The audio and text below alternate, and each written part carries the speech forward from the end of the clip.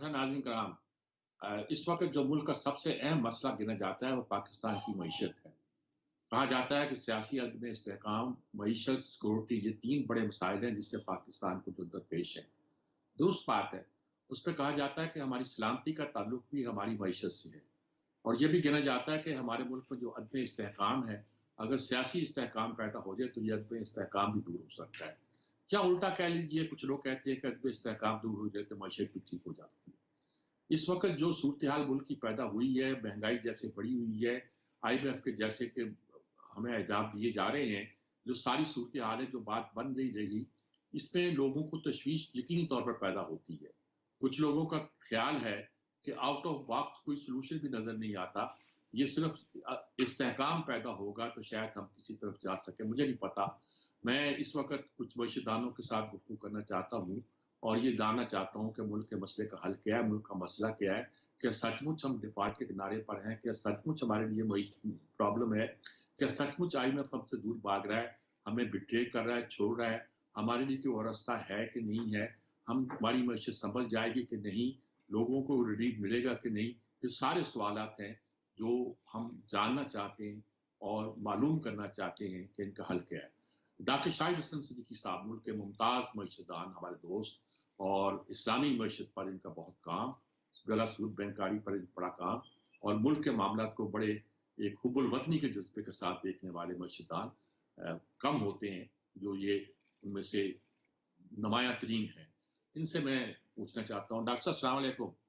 जनाब वालेकुम अस्सलाम।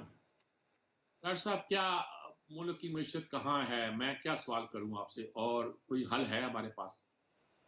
मोहतरम, आपने सब कुछ जो है इन चंद जुमलों में बता दिया है। ये बिल्कुल एक हकीकत है कि इस वक्त पाकिस्तान और उसकी मईशत में, दोनों की बात कर रहा हूँ, उनको अपनी तारीख के बदतरीन खतरात, चैलेंजेस, मुश्किलात का सामना है। लेकिन ये बिल्कुल वाजह है कि उनकी अक्सरियत जो है हमारी अपनी पैदा करदा है, दानिस्ता है, और मुल्की अशराफिया के मुफाद में तो पॉलिसी बनती ही हैं, बैरूनी अशराफिया के मुफाद में भी बनती हैं। लेकिन इस साल 2022 जो ख़त्म हुआ, उसमें ये गठजोड़ उरूज पर रहा। इतना शायद दुनिया के किसी मुल्क में ऐसा गठजोड़ नहीं था। अपने मुल्क की सलामती, अपने मुल्क की मईशत के खिलाफ ये गठजोड़ पाकिस्तान में रहा। जैसे आपने डिफ़ॉल्ट की बात की, तो अगर मैं आपसे ये अर्ज़ कर दूं कि जो लोग ये नारे लगा रहे थे कि पाकिस्तान डिफ़ॉल्ट कर रहा है, इतने ज़्यादा तकरार की गई, उनको भी पता था कि पाकिस्तान डिफ़ॉल्ट नहीं करेगा, उन्हें मालूम था कि नहीं करेगा। लेकिन हुकूमत को के खिलाफ बातें करने के लिए उन्होंने रियासत को दाव पे लगाने की कोशिश की। तो एक तो ये बड़ी गलत बात थी। लेकिन इस वक्त जो खतरात और चैलेंजेस हैं, जैसे मैंने कहा, हमारे अपने पैदा कर रहे हैं। तो जब मईशत तबाहाल थी, सैलाब की भी तबाहकारियाँ आ रही थी, तो उस वक्त ये नारे लगाए गए कि गिरा दो हुकूमत, गिरा दो, असम्बलियाँ तोड़ दो, हुकूमत बदल दो, इलेक्शन कराओ। तो भाई ये तो मसले का हल नहीं है, ये तो आप आइन के खिलाफ बातें कर रहे हैं। तो आप तो कानून के मुताबिक बातें करें, वो नहीं की गई। फिर उसके बाद दहशतगर्दी की लहर आई, और ये मौका दिया हमने कि अब हमसे डू मोर का मुतालबा भी किया जाएगा। तो इन मुश्किलात में अगर कोई ये समझता है आपको, अपने आप को धोखा दे रहा है या मुल्क को नुकसान पहुंचा रहा है, कि आउट ऑफ बॉक्स कोई भी ऐसा चीज बनी जाए वो पाकिस्तान के मुफाद में, पाक के खिलाफ होगी, पाकिस्तान की सलामती के खिलाफ होगी, पाकिस्तान की मईशत के खिलाफ। हल सिर्फ एक है, वो ये कि जिन नुकात पर बड़ी पार्टियां 100% मुत्तफिक हैं अपने मंशूर में, उस पर कभी अमल नहीं होता। ना मुस्लिम लीग नून ने किया, ना तहरीक इंसाफ ने सूबे में किया, और ना वफाक में किया अपने दौर में, और ना पीपल्स पार्टी ने किया, बिल्कुल वाज़ेह तौर पर ना फौजी हुकूमतों ने किया। अब सवाल सिर्फ ये है इस वक्त कि अगर हम, ये हुकूमत जो कोशिश कर रही है कि हर कीमत पर IMF से कर्जा लेना पड़ेगा, उनको भी पता है, हमें भी पता है, उसके बगैर गुजारा नहीं है, उसको बेहतर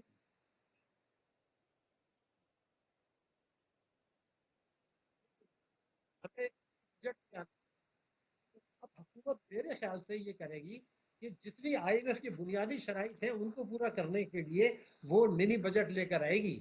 लेकिन क्या उससे मईशत बेहतर हो जाएगी? उसका जवाब है कि नहीं। क्या अगली हुकूमत जो भी आएगी दोबारा IMF के पास जाएगी? उसका मतलब है कि हाँ, बिल्कुल जाएगी। क्या महंगाई कम होगी? नहीं। क्या शरह-ए-नमू बेहतर होगी? नहीं। इसका मतलब ये है कि IMF से कर्जा लेने के लिए उनकी शराइत फौरी तौर पर मान के وہ جو بھی मिनी बजट ला रहे हैं वो जरूर ले आए, लेकिन उसके बाद ये देखें कि कहीं खुदा न खास्ता आगे चल के हमें इस तरफ तो नहीं ले जाया जा रहा कि जो ये नारे कर रहे थे कि डिफॉल्ट डिफॉल्ट, मुल्क को इस ऐसे खतरनाक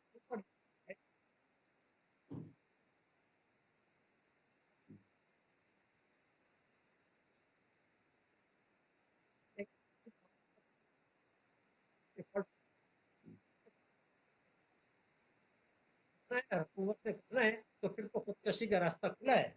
लेकिन अगर उस खुदकशी से बचना है, मईशत को बेहतर बनाना है, तो कौमी सलामती कमेटी खाली काम नहीं कर पाएगी। ये मैं ये चाहता हूँ कि कौमी सलामती कमेटी में वो पार्टियां जो असेंबली में मौजूद हैं, वो उनका एक इजलास हो, बेशक इन कैमरा हो, वहां पर यह तय किया जाए कि जिन नुकात पर कोई इख्तलाफ राय नहीं है, वो ये ऐलान करें कि जी हम वो इस्लाहात कर रहे हैं, उसमें तमाम पार्टियां हों। मसलन मैं 3 बड़ी पार्टियों के मैं आपको बता दूं, उनका यह है कि वफाक और सूबे हर किस्म की आमदनी पर टैक्स लगाएंगे, मईशत को दस्तावेजी बनाया जाएगा, काले धन को सफेद होने से रोका जाएगा। अगर इस नुक्ते पर अमल नहीं करते तो वही तमाशा जो है वो चलता रहेगा, कुछ डेफर हो जाएंगे हमारी problems.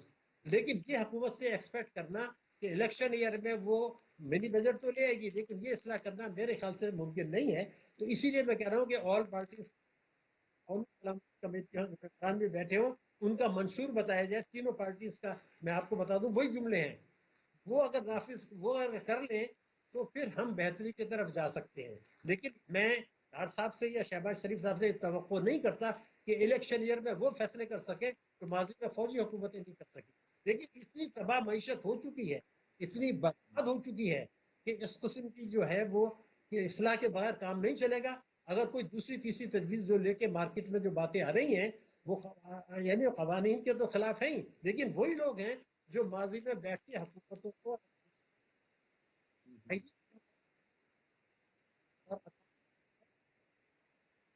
Supreme court of Pakistan की दौलत की बात, हमारी सुप्रीम कोर्ट ने एक सीओ मोटो नोटिस लिया 184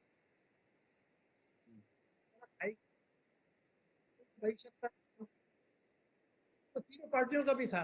लेकिन इन्हीं माहिरीन ने जाके उनको बताया कि जनाब ऐसा करते हैं कि एमनेस्टी एक स्कीम आ जाती है, उसको आप इंडोर्स कर दें कि लूटी दौलत पाकिस्तान ना लाई जाए। इन्हीं माहिरीन ने वहां जाके कहा और सुप्रीम कोर्ट ऑफ पाकिस्तान ने वो फैसला दे दिया कि हमें इस एमनेस्टी स्कीम पर कोई एतराज नहीं है, हालांकि सुप्रीम कोर्ट का इख्तियार ही नहीं था। तो मैं उस खुदकशी की तरफ जाने से रोकने के लिए ये वार्निंग दे रहा हूँ, साहब की बात करें, जो तमाम पार्टियां मुत्तफिक हैं, जो कौम के मुफाद में हैं। ये अशराफिया की मीशत के लिए कभी मीसाक मीशत की बात करना, कभी कोई दूसरी तीसरी बात करना, ये पाकिस्तान की तबाही का नुस्खा है। अब जो चीज मुझे नजर आ रही है कि हमारे कर्जों का बोझ जितना बढ़ चुका है, महंगाई अगर इस साल अभी तक 25% है, ये 2023 में भी रहेगी, मीशत शरह नमू विरोध नहीं करेगी। जो हमारे गिर्द घेरा है वो आईएमएफ का नहीं, इस्तेमाली ताकतों को घेरा है जो मजीद तंग करेंगी। डू मोर, ये जो दहशतगर्दी की नई लहर आई की है वो हमारे पड़ोसी मुल्क से भी आई है, दो तरफ से आई गई है, और खुद पाकिस्तान में जो उनके ये लोग मौजूद हैं वो ये करेंगे। वो हमारी मीशत संभाल नहीं पाएगी। हमारी रेमिटेंसेस जो कुछ हुआ, स्मगलिंग जो कुछ हुई, पाकिस्तान की तारीख में मैंने कभी नहीं देखा कि 25-30 रुपए का फर्क हो खुली मंडी में, जो पैरेलल मार्केट हो गई, डॉलर स्मगल होते रहे, 222 अगर रेट है तो 255-260 रुपए का रेट जो है वो आपका खुली मंडी का है, जो पाकिस्तान में कभी नहीं हुआ। तो उससे रेमिटेंसेस तो आपकी खत्म हो जाएंगे ना। ठीक ठीक बात।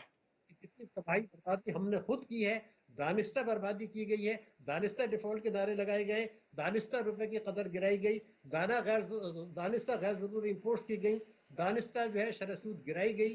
वो जो इमरान खान साहब ने 28 फरवरी का जो फैसला था जिसको तबाही का नुस्खा कहा गया, आईएमएफ ने भी कहा है, स्टेट बैंक ने भी कहा है, पाकिस्तानी कौम ने भी कहा है। लेकिन डार साहब आने के बाद या ये जो मौजूदा हुकूमत आई वो उस गिरावट को रोकने में नाकाम रहे, क्योंकि वो स्ट्रक्चरल इस्लाहात नहीं कर सके। लेकिन स्मगलिंग रोकने में नाकामी स्टेट बैंक की और दूसरी एजेंसीज की, अफगानिस्तान में खुलेआम डॉलर जा रहे हैं, तो मीशत कैसे की होगी? ये तो हमारा खून रस रहा है।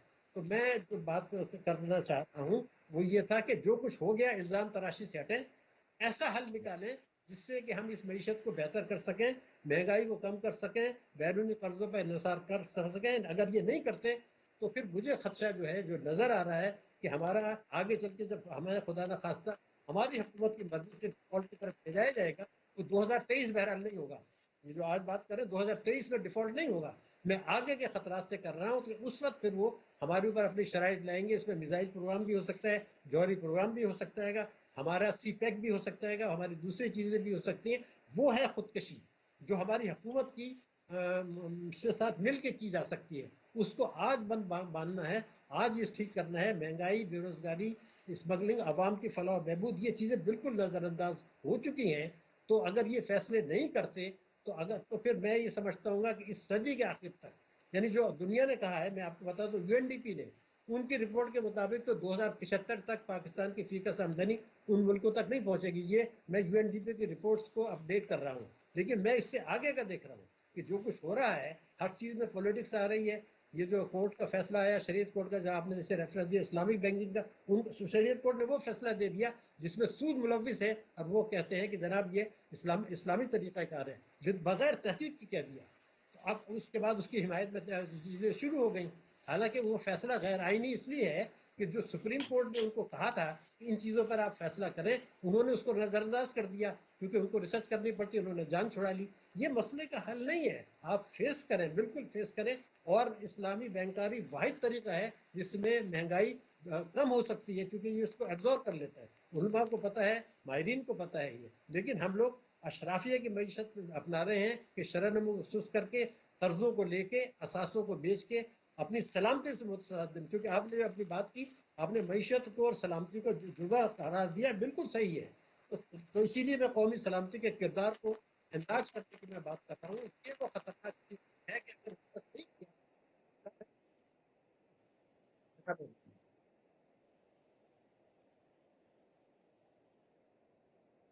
ठीक, डॉक्टर साहब बिल्कुल दुरुस्त बात आपने फरमाई है। तो अब इस पर फौरी इलाज तो आपने यही तजवीज़ किया है कि तमाम जमातें जो हैं, जो मुहब्बे वतन जमातें हैं, वो सिक्योरिटी काउंसिल के साथ बैठकर कुछ बातें तय कर लें, क्योंकि किसी एक पार्टी के ऐसे फैसले करने जो अवाम के लिए मुश्किलात पैदा हो, मईशत को दुरुस्त करनी, वो मुमकिन नहीं होगा इलेक्शन ईयर में।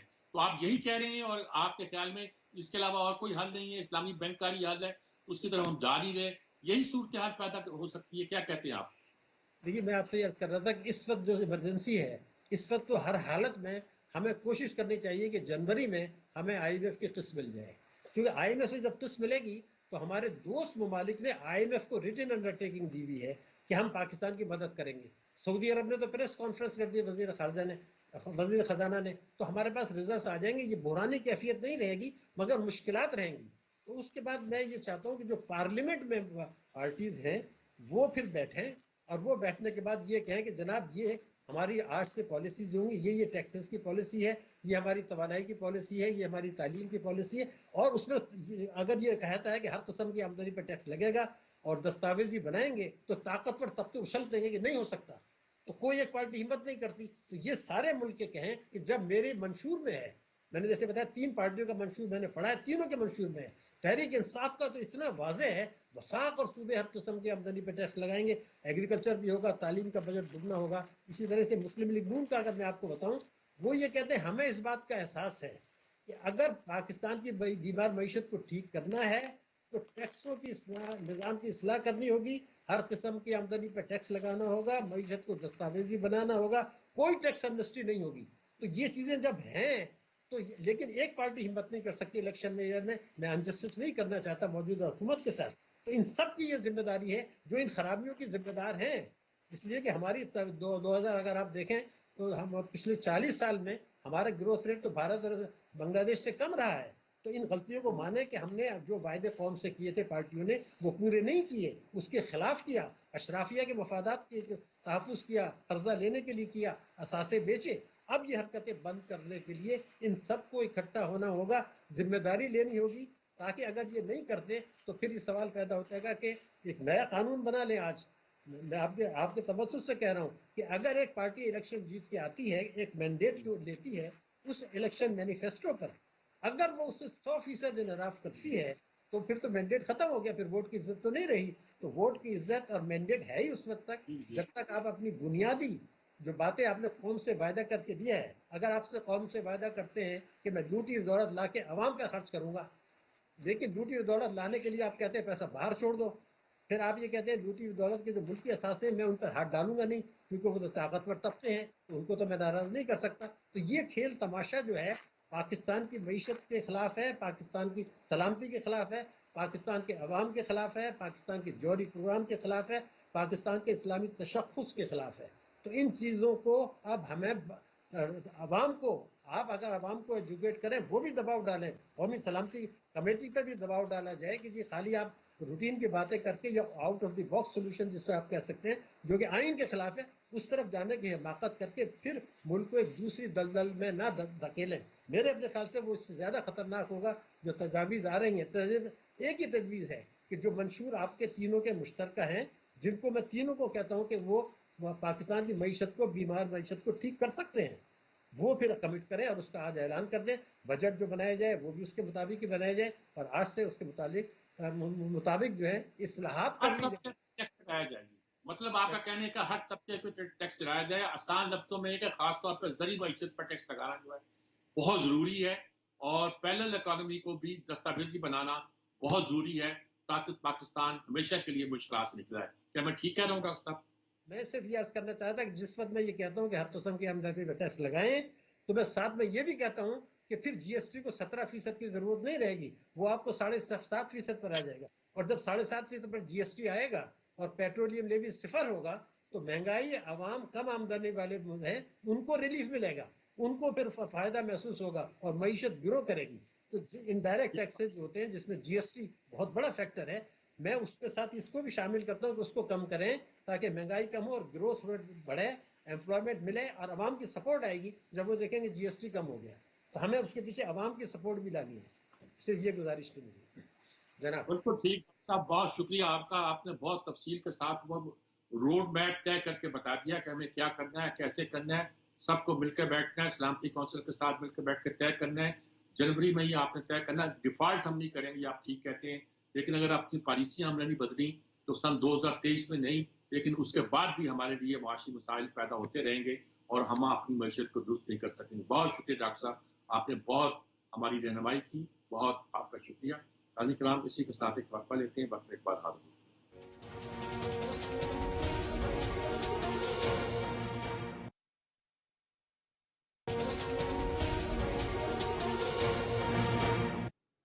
ناظرین کرام, جیسے کہ آپ کو معلوم ہے کہ پاکستان کی معیشت پر گفتگو کر رہے ہیں, ہم جاننا چاہتے ہیں کہ سب لوگ کہتے ہیں کہ پاکستان کے 3 بڑے مسئلے ہیں.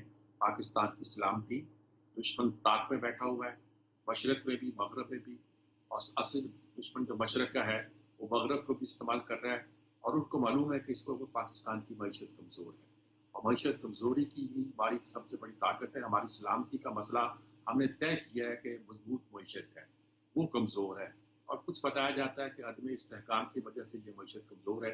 کچھ اور وجوہ بھی بیان کی جاتی ہیں. ہمارے ساتھ اس وقت شبز زیدی صاحب موجود ہیں, پاکستان سے ابھی آپ کے یہ چیئرمین رہے ہیں, اور بہت خیال تھا, توقع تھی کہ یہ ملک کی معیشت کو بدل دیں گے, لیکن یہ پاکستان کے معاشی سٹرکچر سے, ایلیٹ کے کلچر سے اور لوگوں کے انداز سے, بیوروکریٹک معاملات سے اتنے تنگ آ گئے کہ اتنے چھوڑ دیا. ان کے چھوڑنے کے بعد پاکستان میں ایک مایوسی کی نئی لہر پیدا ہوئی. یہ خیال پیدا ہوا کہ ابھی ہمارے لوگ جو ہیں ملک میں ریفارمز کرنا نہیں چاہتے, ابھی ہمارے لوگ ملک کی معیشت کو سنبھالنے کے لیے ذہنی طور پر تیار نہیں ہیں. شبز زیدی صاحب ہمارے ساتھ موجود ہیں, میں ان سے صرف ایک ہی سوال کرنا چاہتا ہوں. السلام علیکم زیدی صاحب. وعلیکم السلام. آ رہی ہے آپ کو؟ جی بالکل آ رہی ہے جی آواز. جی جی جناب, میں صرف آپ سے یہ پوچھنا چاہتا ہوں کہ اس وقت اس صورتحال میں پاکستان کی معیشت کو کیا دیکھ رہے ہیں؟ Short term, long term, medium term حل لوگ پیش کرتے ہیں, مجھے نہیں پتا اس وقت فوری طور پہ ہمیں کیا کرنا چاہیے. آپ کیا محسوس کر رہے ہیں؟ بسم اللہ الرحمن الرحیم. دیکھیں, پاکستان کی معیشت بہت مشکل حالات میں ہے, اور اس کو ہمیں پرائرٹائز کرنا چاہیے. سب سے پہلے تو ہمیں بیلنس کرنا ہوگا ڈالر اکاؤنٹ کو. کیونکہ روپی تو پھر بھی ہم خود چھاپ سکتے ہیں مگر ڈالر نہیں چھاپ سکتے، اور ہمیں مینیج کرنا ہوگا انرجی اکاؤنٹ کو. تو پاکستان کو جو امیڈیٹ پرابلم ہے وہ ہے شارٹ فال آف ڈالر، جو ہمارے پاس نہیں ہے، اور ہمیں بہت جلدی اپنی ڈالر کا انتظام کرنا ہوگا. وہ انفارچونیٹلی ہم سے ابھی تک ہو نہیں رہا ہے، مگر ہم کوشش کر رہے ہیں کہ وہ ہو اور وہ آگے چلے.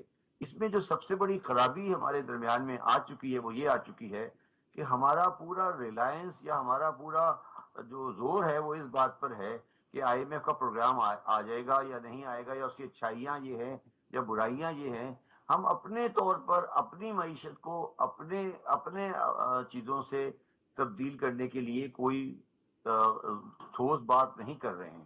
تو پہلا مسئلہ تو یہ ہے کہ پاکستانیوں کو یہ احساس ہونا چاہیے کہ جب تک وہ خود اپنے آپ کو تبدیل نہیں کریں گے کوئی چیز تبدیل نہیں ہوگی.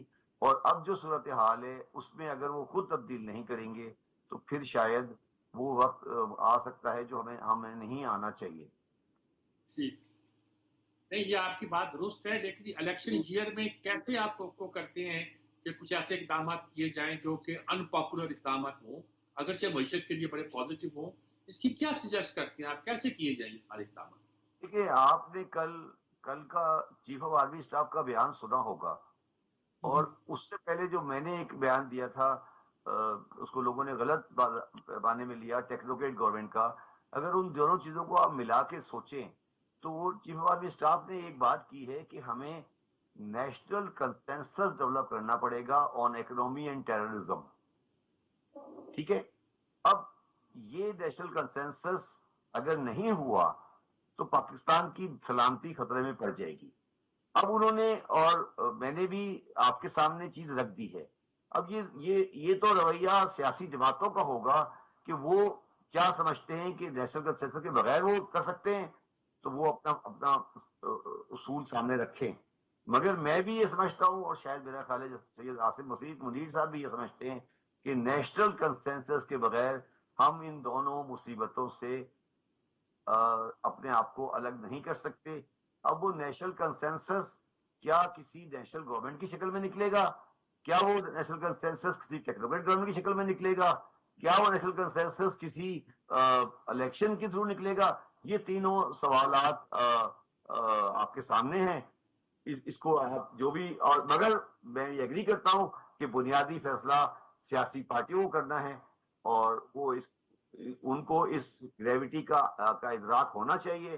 اگر ادراک نہیں ہے تو وہ پاکستان کے لیے اچھا نہیں سوچ رہے. ابھی شاہد صدیقی نے اسکیم پیش کی ہے کہ اگر تمام پولیٹیکل پارٹیز اگر جو تیار نہیں ہوتی ان کو چھوڑ دیجیے، باقی پولیٹیکل پارٹی سلامتی کونسل کے ساتھ بیٹھ کر ان کیمرہ ایک اجلاس کر لیں اور کسی کنسنسس پہ تیار ہو جائیں.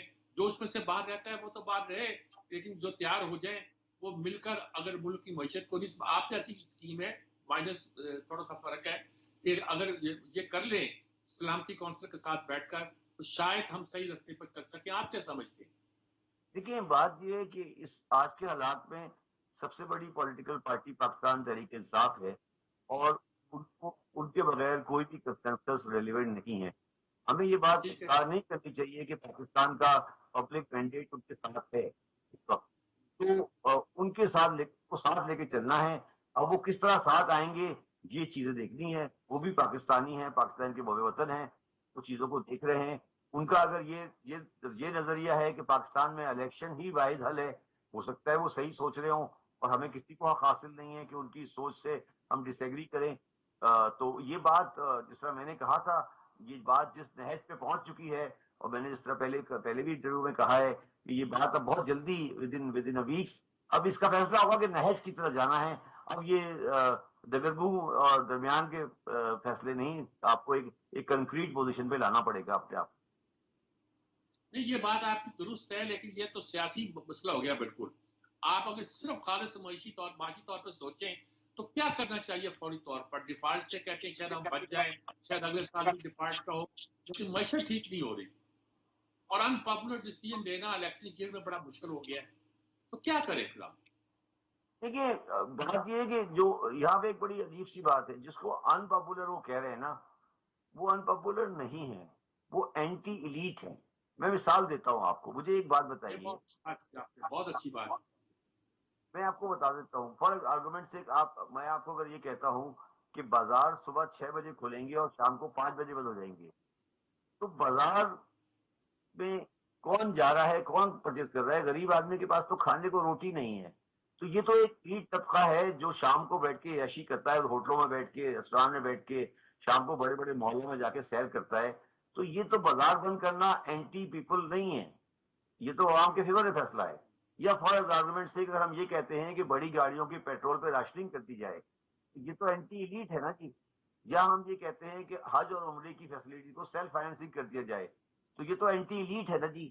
تو جتنے مشکل فیصلے, یا ہم یہ کہتے ہیں کہ بجلی کی کنزمپشن فار آرگومنٹ سے کسی گھر میں 4 AC لگے ہیں, ہم یہ کہتے ہیں کسی کے گھر میں بھی 100 یونٹ سے زیادہ بجلی نہیں جائے گی, اب ختم, آپ کو ایک AC چلائیں اور سب ایک AC میں رہیں. تو اگر یہ سارے فیصلے ہمیں کرنے ہیں, میں ان میں سے کسی فیصلے کو اینٹی پیپل نہیں سمجھتا. پرابلم یہ ہے کہ جو لوگ جن کا ویسٹڈ انٹرسٹ ہے, جو پاکستان میں جنہوں نے لیڈ کیپچر کیا ہوا ہے, ان کو یہ نظر آ رہا ہے کہ پاکستان میں پہلی دفعہ اب ان کے مفادات کے خلاف بات ہو رہی ہے. اور جب ان کے مفادات کے خلاف بات ہو رہی ہے تو وہ اس کو کیموفلیج کر کے اس کو اینٹی پیپل فیصلہ کہہ رہے ہیں. اور سیاسی پارٹیاں اس معاملے میں ناسمجھ ہیں. وہ یہ سمجھ رہی ہیں کہ یہ فیصلے ان کے خلاف جائیں گے, اگر بازار بند ہوں گے تو عوام خوش ہوگی, عوام ناخوش نہیں ہوگی. یہ ان کو سمجھ نہیں آ رہی. بازار والے جو دکاندار ہیں وہ ان کے ووٹر نہیں ہیں, مگر ٹھیک ہے ان کو سمجھ نہیں آ رہی. اب جہاں پہ آ کے ایک ڈیڈ لاک ہو گیا ہے کہ فیصلے کیا اینٹی ایلیٹ ہیں یا اینٹی, فار آرگومنٹ سے اگر میں آپ کو یہ اعلان کر دوں آج کہ ہم فورن فلائٹ سے پابندی لگا رہے ہیں فار آرگومنٹ سے, یا ان کی تعداد آدھی کر رہے ہیں, تو کیا پاکستان کی ایلیٹ کی ٹریول ہوتی ہے نا, یہ غریب آدمی کی کون سی ٹریول ہے؟ یا میں پابندی لگا دوں کہ پاکستان میں 5 سال تک بڑی گاڑی نہیں آئے گی, فار آرگومنٹ سے نہیں آئے گی, ختم. مرسیڈیز گاڑی سڑک پہ نہیں آئے گی. آپ نے مرسیڈیز خریدی ہے, آپ نے آڈی خریدنی ہے, آپ رکھے اپنے گھر میں, مگر یہ سڑک پہ نہیں آئے گی پیٹرول بچانے کے لیے. تو کیا یہ فیصلہ اینٹی پیپل ہے؟ یا میں فیصلہ کروں کہ میں نے دکانداروں سے ٹیکس لینا ہے, تو کیا یہ اینٹی پیپل ہے؟ یہ جو سارے فیصلے ہیں یہ تو ہونے ہیں نا. تو جب یہ فیصلے نہیں, یہ کون نہیں ہونے دے رہا؟ یہ وہ ایلیٹ کیپچر نہیں ہونے دے رہا. اور انفارچونیٹلی سیاسی پارٹیاں ان فیصلے کا حصہ بن رہی ہیں اور وہ پاکستان کو نقصان بچا رہی ہیں. ان کو یہ سمجھنا چاہیے کہ کون سا فیصلہ اینٹی ایلیٹ ہے اور کون سا فیصلہ اینٹی پیپل ہے. یہ آپ کی بات بالکل درست ہے. آپ کو کیا لگتا ہے کہ لانگ ٹرم بات کی یہ ساری چیزیں تو ہوتی, اگر الیکشن ایئر میں مجھے نہیں پتا ہوتی ہیں کہ نہیں ہوتی, آپ کا کیا لگتا ہے کہ ہم اس مشکل سے جو اس وقت لوگ کہتے ہیں کہ ہم ڈیفالٹ کے کنارے پہنچے ہوئے تو آسانی سے نکل سکیں گے؟ اور نکلنے کے بعد پھر لمبا کام کرنے والا ہے جس کی طرف اشارہ کرتے ہیں وہ پرائرٹائز تو یہی کرنا چاہیے. لیکن کیا صورت نظر آئے, کیا کوئی مشکل ایسی ہے کہ معیشت بالکل کلیپس کر جائے؟ دیکھیں, جو نئے سربراہ آئے ہیں آرمی کے, انہوں نے پہلی دفعہ کل بات کی ہے اور ان کی بات کا اثر ہے. اور کوشش تو یہ ہونی چاہیے کہ وہ ان کی کم بات کی ہوئی بات لوگوں کو سمجھ آ جائے. مگر اگر لوگوں کو کم بات کی ہوئی سمجھ نہیں آئی تو زیادہ بات کرنی پڑے گی. مگر یہ ہمیں ریئلائز کر لینا چاہیے کہ پاکستان کی پولیٹیکل پارٹیز, پاکستان کی فوج, IMF اور امریکہ اور پاکستان کے جو پاکستان کو سمجھنے والے لوگ ہیں, ان سب کو ساتھ بیٹھنا پڑے گا. ایک سوچ رکھنی پڑے گی اگر پاکستان کو ڈیفالٹ سے نکالتا ہے. اگر کوئی سمجھتا ہے کہ ان میں سے ایک طاقت باہر رہ کر, ایک طاقت اندر رہ کر پاکستان کو نکال سکتی ہے, تو وہ بات غلط ہے. یہ کنسنسس بہت ضروری ہے, اور یہ کنسنسس اگر والنٹری نہیں آیا تو یہ بائی کمپلشن آئے گا. آپ کی بات بالکل ٹھیک ہے کہ ابھی تھوڑی بات کو سمجھ لیں اور نہ زیادہ بات ہونا لابودی ہو جائے گا پاکستان کی معیشت کو اور سلامتی کو بچانے کے لیے. یہی میرا خیال میں صحیح سمجھاؤں؟ بالکل صحیح سمجھے. یعنی مشکل سے نکلنے کا یہی رستہ ہے. جمہوریت کا راگ لانے کے ساتھ یہ بھی سوچا جائے کہ اگر سیاسی جماعتیں اپنا حل نہیں کرتی تو مشکلات پیدا ہو سکتی ہیں. اور مہنگائی کم کرنے کا کوئی اور سستا سا نسخہ ہے جو ان بڑے لوگوں سے ہٹ کر اڈاپٹ کیا جا سکے؟ دیکھیے میں نے پہلے بھی یہ پروپوزل پیش کیا تھا اور میں ابھی بھی دوبارہ پروپوز کر رہا ہوں کہ پاکستان میں راشننگ کا نظام دوبارہ شروع کیا جائے ٹھیک جس میں ایک آٹا، چنے کی دال، چینی، کھانے کا تیل اور چائے ہے. اور ان ساری چیزوں میں جو انفلیشن ہے وہ انفلیشن آرٹیفیشل ہے، اس میں ہولڈنگ بھی ہے، بلیک مارکیٹ بھی ہے. اکنامکس کے عام اصولوں سے ہٹتے ہوئے عام آدمی کو روٹی اور دال میسر کر دی جائے فار دا ٹائم بینگ، وہ پاکستان کے لیے ضروری ہے. اور اس پہ اتنی کاسٹ بھی نہیں آئے گی. آپ راشننگ کریں اور لوگوں کے پیٹ بھریں. اس وقت اکنامکس کو سائڈ پہ رکھیں اور مہنگائی کے وہ اصول جو آپ کو ورلڈ بینک سکھا رہا ہے یا آپ کو کتابیں باہر والی سکھا رہی ہیں وہ آپ اس کو بالائے طاق رکھتے ہوئے راشن کارڈ کا اجرا کریں. راشن کارڈ کے تھرو لوگوں کو سستی چیزیں مہیا کریں اور لوگوں کے پیٹ بھر دیں. اس کے بعد ہم اس چیز سے نکل جائیں گے. آٹا، چنے کی دال اور یہ عام آدمی کی غذا ہے، اس کو زندہ رکھیں. اب 12 کروڑ آدمی کے لیے ضروری ہے یہ. پھر یہ چیز گزر جائے گی اور ہم ایک پریشر سے نکل جائیں گے. پھر انشاءاللہ تعالیٰ کو صحیح کر لیں گے. یہ جو ہم نے ٹیبو بنایا ہوا ہے کہ جی راشننگ ہو گئی تو عذاب ہو جائے گا، ایسی کوئی بات نہیں ہے. 120 یا 130 روپے کلو آٹا پاکستان میں نہیں بک سکتا. یہ نہیں چلے گا. لوگوں میں عذاب آ جائے گا، لوگوں کی زندگیاں ختم ہو جائیں گی. یہ لوگ اندازہ نہیں کر رہے. اگر آٹے کی پرائس 100 روپے کراس کرے گی تو پاکستان میں وہ چیز ہو جائے گی جو نہیں ہونی چاہیے.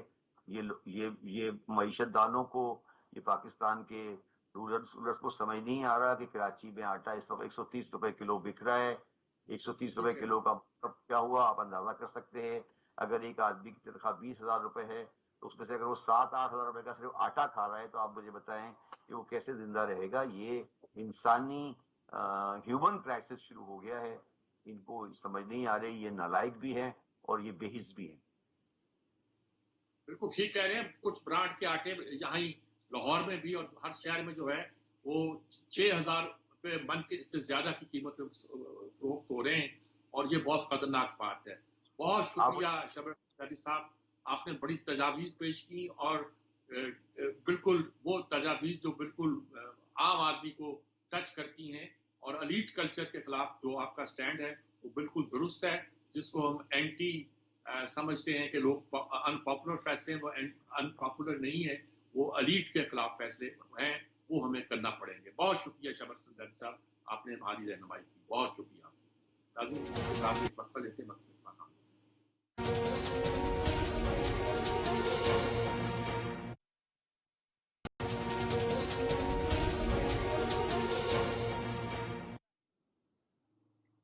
ناظرین کرام، ہم معیشت پہ گفتگو کر رہے ہیں، ملک کے حالات پہ گفتگو کر رہے ہیں، مہنگائی پہ گفتگو کر رہے ہیں، سیاسی عدم استحکام، سلامتی، معیشت، یہ سارے وہ مسائل ہیں جس سے پیش ہیں. ایسی ہر صورتحال میں جب یہ پیش ہوئی ہے، صورتحال پیدا ہوئی ہے ملک میں، ہمیشہ ڈاکٹر سلمان شاہ صاحب سے جو وزیر خزانہ رہے ہیں پاکستان کے، ان سے ہمیشہ رہنمائی حاصل کرتے ہیں. آج بھی ہم کوشش کریں گے کہ ان کی رائے آپ کے سامنے پیش کریں. السلام علیکم شاہ صاحب. جی وعلیکم السلام صاحب. شاہ صاحب، ملک کی جو معیشت ہے آپ کے سامنے ہے. کبھی کہتے ہیں ڈیفالٹ ہو رہا ہے، دوسرے کہتے ہیں یہ پروپیگنڈا مت کرو، ڈیفالٹ ہم نہیں ہوں گے. لیکن عام آدمی کو ابھی ریلیف نہیں ملے گا، معیشت نہیں سنبھلے گی. معیشت کے لیے مسائل ہیں، کچھ لانگ ٹرم پلان دیتے ہیں، کچھ شارٹ ٹرم دیتے ہیں، کچھ میڈیم ٹرم دیتے ہیں. لیکن دیکھا جائے تو فوری حل کوئی یہی ہے کہ کوئی کہیں سے پیسہ مل جائے اور ہم وقت گزار لیں اور آگے بڑھ جائیں. لیکن عام آدمی کو کیا فائدہ پہنچے گا، کیسے فائدہ پہنچے گا، کسی کو سمجھ نہیں آتا. کیا کوئی رہنمائی کیجیے گا. دیکھیں میر صاحب، ایک تو ہے کہ اگر آپ پچھلے سال کو دیکھیں تو ہم نے پچھلے سال تقریباً 12 ارب ڈالر جو تھے وہ ہمارے ریزروز کم ہوئے ہیں. تو تقریباً ہر مہینے 1 ارب ڈالر سے ریزروز کم ہو رہے ہیں. اگر یہ ٹرینڈ آگے چلتا گیا تو اگلے 4-5 ماہ میں ہمارے ریزروز جو ہیں اس وقت 5 یا 6 ارب ڈالر وہ ختم ہو جائیں گے. اور اگر آپ کے ریزروز ختم ہو گئے اور ابھی اس وقت تک ہم نے کوئی بندوبست نہیں کیا یہ ڈالرز کے لیے تو پھر ہم ڈیفینیٹلی ایک گڑھے میں گر جائیں گے. ڈیفالٹ ہو جائے گا اور اس کی وجہ سے جو ڈسٹورشن اور جو ڈسرپشن اکانومی میں ہوگی ابھی تو کچھ بھی نہیں ہے اس کے مقابلے میں. سو آئی تھنک کہ یہ ہمیں اب کوئی قیاس رائیاں کرنی نہیں چاہیے، ہمیں صرف اب ایکشن چاہیے، اور ایکشن جو ہے وہ ہم دیکھ رہے ہیں کہ تقریباً پچھلے 8-9 مہینے سے جو کام کرنے تھے وہ نہیں ہوئے، اور ہمارا جو رسک ہے وہ بتدریج بڑھتا ہی چلا جا رہا ہے، کم نہیں ہوا۔ آپ اس طرح سے دیکھیں کہ شوکت ترین صاحب جب گئے ہیں تو ہمارا تقریباً رسک جو تھا وہ 4.5% 4% کے قریب تھا، پھر مفتاح صاحب آئے تو امیڈیٹلی وہ 20% پہ گیا، پھر 100% کے قریب آپ کے سی ڈی ایس جو ہیں وہ چلتے رہے، ابھی بھی آپ کے جو بانڈز ہیں وہ 50% قیمت پہ بک رہے ہیں، جس کا مطلب ہے کہ جو پاکستان کا کیپٹل مارکیٹس ہیں اس میں اب ہم نہیں جا سکتے، کیونکہ بہت ہی مشکل ہے وہاں سے فائنینسنگ لینی۔ سو اس چیپٹر کو تو آپ ایک سائڈ پہ رکھ دیں، تو پھر یہ جو پیسے ڈیو ہوں گے جیسے جیسے یہ لون دینے ہیں تو وہ ہم کہاں سے دیں گے، کیونکہ ہمارا تو ایک تجارتی خسارہ بھی چل رہا ہے، کرنٹ اکاؤنٹ خسارہ بھی ہے، اور اوپر سے ڈیٹ جو ہے اس کو واپس بھی کرنا ہے۔ تو اس کا پھر ایک طریقہ جو ہے وہ یہ ہے کہ جو آپ کے بائی لیٹرل جنہوں نے آپ سے قرضے جنہوں نے دیے ہوئے ہیں ان سے آپ بات چیت کریں۔ اب میں 8 مہینے سے انتظار کر رہا ہوں کہ کوئی ہمیں نظر آئے گا کہ بات چیت ہو رہی ہے، لیکن دار صاحب نے کہہ دیا کہ ہم پیرس کلب سے نہیں کریں گے بات، اور پھر انہوں نے چین کے بارے میں 3-4 وزٹس جو ہوئی ہیں ایٹ دی ہائیسٹ لیول، اس کے بعد بھی ہمیں کچھ کلیئرٹی نہیں آئی کہ چین کیا کہہ رہا ہے یا اس کی کیا شرائط ہیں۔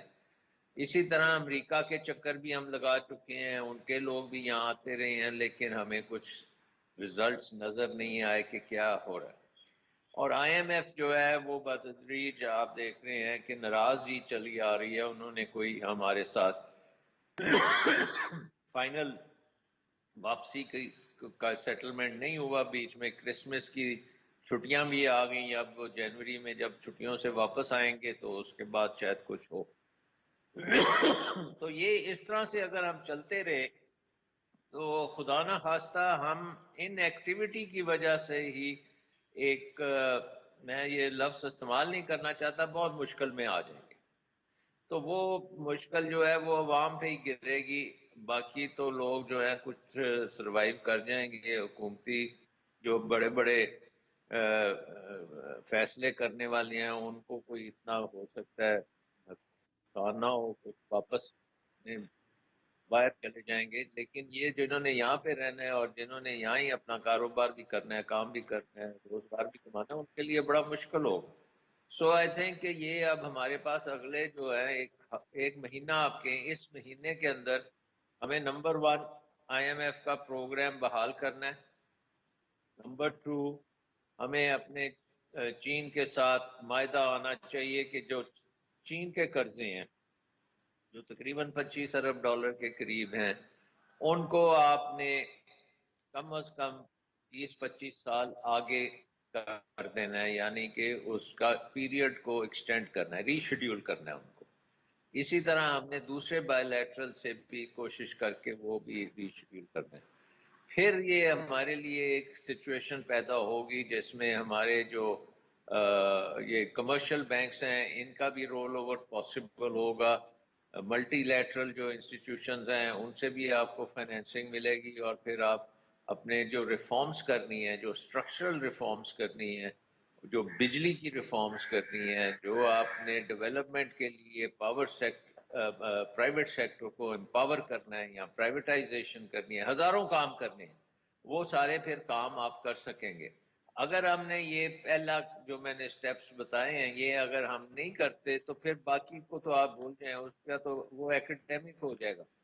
یہ اسی وقت ہی پاسبل ہے یہ اکانومی کو درست کرنا کہ پہلے آپ شارٹ ٹرم میں اپنے جو ڈالر کا بندوبست کریں، اس کے بعد وہ پکا بندوبست ہونا چاہیے، اس کے بعد پھر آپ اکانومی کو درست کریں اور اس کو ایکسپورٹ اورینٹڈ کریں۔ اس وقت ہماری اکانومی جو ہے امپورٹ اورینٹڈ ہے، ہمارا بجلی کا نظام امپورٹس کے اوپر چلتا ہے، تو اس ساری چیز کو پڑے گا. ڈومیسٹک کا مطلب کیا ہے؟ ڈومیسٹک کا مطلب ہے ہائیڈرو کرنا پڑے گا, تھر کرنا پڑے گا اور سولر کرنا پڑے گا, یا رینیوبلز جسے ہم کہتے ہیں. تو یہ کام اب اگلے 5 سال کرنے ہیں. اس کا بیسٹ طریقہ میری نظر میں وہ یہ ہے کہ آپ امیڈیٹلی اب الیکشنز کا اناؤنس کریں, ایک کیئر ٹیکر حکومت آئے 90 دن کے لیے, اس کو آپ مینڈیٹ دیں ساری پولیٹیکل پارٹیز کے وہ آئی ایم ایف سے بھی معاملہ طے کرے اور دوسرے بھی جو ری فائنینسنگ ری شیڈولنگ کرنی ہے اس کے معاملے بھی سیٹ کریں. اور الیکشن جب 90 دن کے بعد ہوتا ہے تو ایک گورنمنٹ آئے جس کے پاس میجورٹی ہونی چاہیے, اور وہ مینڈیٹ اس کا صرف اور صرف اکنامکس ہونا چاہیے کہ اس نے اکنامک ریفارمز جو ہیں وہ لے کے آئے اپنے ساتھ اور ان کو امپلیمنٹ کرے. اور ہر پولیٹیکل پارٹی میں ٹیکنوکریٹس ہونے چاہیے جو یہ کام کر سکیں, پلان کر سکیں, بتا سکیں کیا کیا چیزیں کرنی ہیں, اور اس کو پھر وہ پولیٹیکل پارٹیز آ کے امپلیمنٹ کریں. جمہوریت کا تو یہی طریقہ ہے کرنے کا. باقی اگر ہم کچھ کریں گے تو اس سے میرا خیال ہے کہ خاصا نقصان ہوگا ہمیں, کیونکہ وہ ایکسیپٹیبل نہیں ہوگا, اوپر سے امپوز کیا جائے گا تو وہ پھر کارآمد ثابت نہیں ہوگا, لانگ ٹرم بھی نہیں ہوگا. تو آئی تھنک کہ اب ایکسپیریمنٹ بند کرنے چاہیے اور سیدھا سیدھا جو کام کرنے والے ہیں وہ کریں اور الیکشنز کی طرف جائیں اور اپنے مسائل کا حل جمہوریت میں نکالیں. بالکل ٹھیک بات ہے جی, مختلف باتیں پیش کی گئیں. ٹیکنوکریٹ کی حکومت, انٹرم گورنمنٹ, جہاں یہ بات یہ کہ ایسی الیکشن کرائی جائیں لیکن اس مینڈیٹ کے ساتھ کہ وہ آ کے پاکستان کی معیشت کو درست کریں گے. لیکن اس بات کا اتفاق ہے کہ تمام پارٹیاں یہ مینڈیٹ جس کو بھی دینا چاہیں, ٹیکنوکریٹ حکومت کو, انٹرم گورنمنٹ کو, یا الیکشن میں جیتنے والی حکومت کو, یہ مینڈیٹ ان کو تمام پارٹیاں دیں. تمام پارٹیاں مل کر یہ مینڈیٹ دیں گی تو جو ملک ترقی کر سکے گا. بہت بہت شکریہ ڈاکٹر صاحب, آپ نے بڑی ہماری رہنمائی کی. اسی کے ساتھ آج کا پروگرام ختم ہوتا ہے. اجازت چاہتا ہوں. اللہ حافظ.